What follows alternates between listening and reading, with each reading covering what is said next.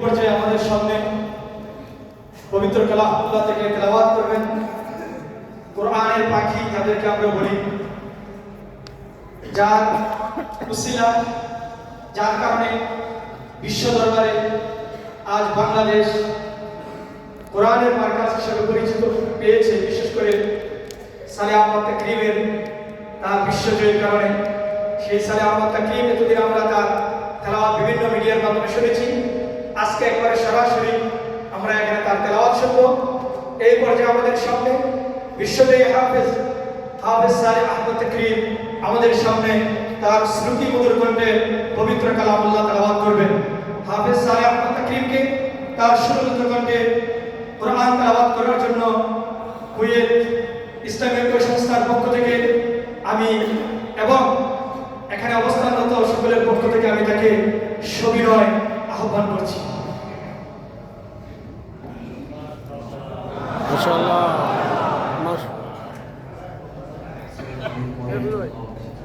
ওয়ালাইকুম আসসালাম ওয়া রাহমাতুল্লাহি ওয়া বারাকাতুহু।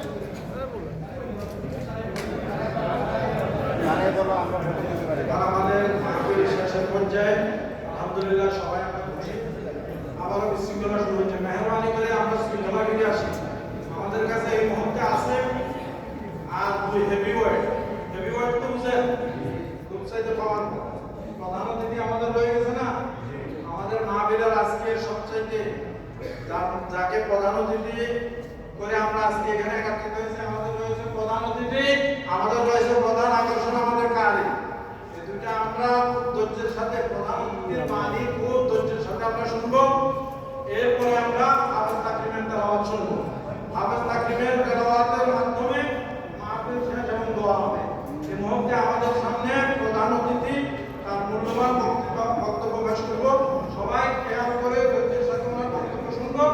বক্তব্য শোনার পরে সংক্ষিপ্তভাবে ওনার নির্দেশনা আমরা তর্জমা করব। এরপরে আমাদের সর্বোচ্চ আকর্ষণ হাফেজ তাকরিম যা দিতে পারে আর আমরা যা দিতে পারি ইনশাআল্লাহ দেয়া আছে।